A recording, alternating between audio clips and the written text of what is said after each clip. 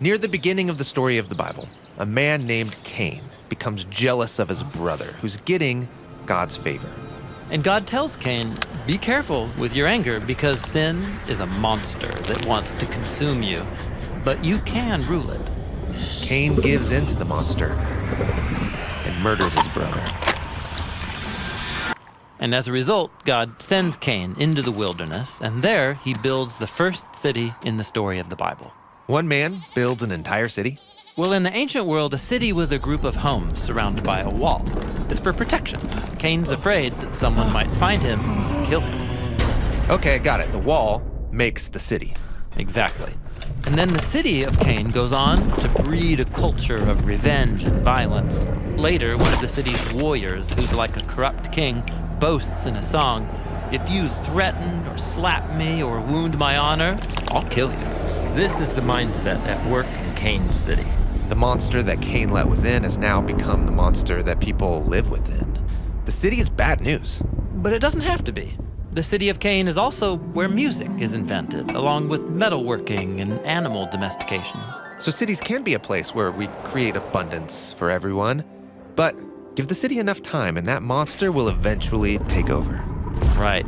Like the next city, founded by a giant warrior king who builds a city with a tower that reaches up into the heavens to make their name great. This is Babylon, which will one day spread its violence throughout the land, conquering many nations. Yes, Babylon is the biblical image of a monstrous, violent human city. And this is all tragic because the city is the opposite of the safe garden home that God originally put humans in.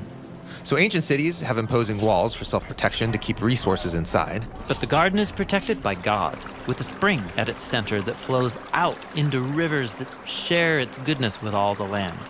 Babylon has a tower at its center to reach up to the heavens. While the garden has the tree of life at its center, God's heavenly throne and presence touching down on the land.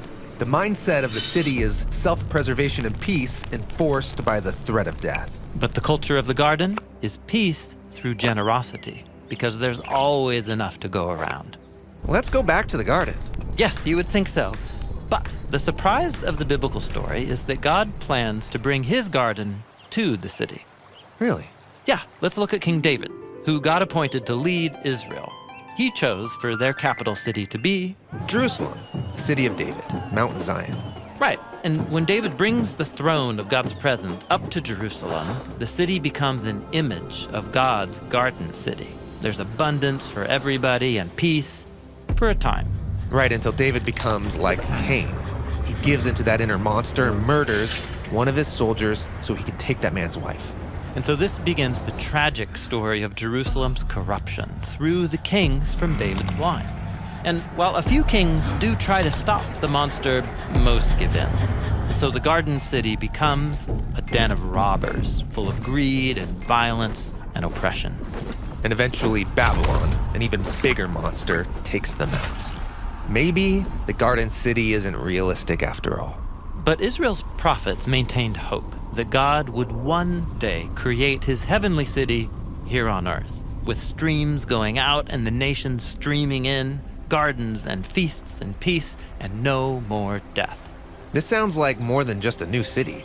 This sounds like the dawn of new creation. Yes, it totally does. And it's actually this hope that brings us to the story of Jesus. In Jesus' day, Jerusalem was ruled by a violent King Herod.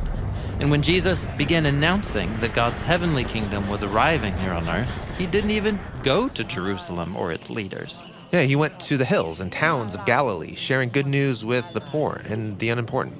And then Jesus took his followers up onto a hill and said, "You all are the city on the hill that will shine its light to the nations." And then he taught his followers the ethic of God's city, which is the opposite of the mindset of Cain's city and of Babylon. Instead of protecting life and keeping peace with the threat of violence, Jesus taught his followers to create peace by sharing generously, even with your enemies, and to preserve life through love and forgiveness, even if it costs you. This is what it looks like when the heavenly city comes to earth. But weren't the prophets expecting that God's new city would be Jerusalem? Well, Jesus said that the Jerusalem of his day was corrupt and headed for destruction, and this stirred up trouble with the leaders of the city. So to keep peace, they used the threat of death to get rid of Jesus. But when Jesus stood on trial, knowing that they were going to have him executed, he said he was about to be enthroned as king of God's heavenly city. Wait, you can't become king by letting your enemies kill you.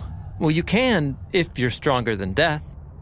In fact, this is the only way to transform the mindset of Cain City, to overcome the fear of death by trusting in the power of God's eternal life that raised Jesus from the dead. This is the power that streams out from Jesus into the world today. And so the earliest followers of Jesus called each other to seek the well-being of their cities while trusting that their true citizenship was elsewhere. You mean the New Jerusalem, the city of God? Yes, and when followers of Jesus gather and share together, they can begin to taste the life and love of that heavenly city right now, in the present. And so the story of the Bible doesn't end with humans building a city up to heaven. No, it ends with God bringing his garden city down to the land. The heavenly Jerusalem, full of abundance for all the nations, with the river of life flowing through its streets. And at its center is the crucified and risen Jesus on the throne. And the city walls will be decommissioned because the gates of this city will never be closed.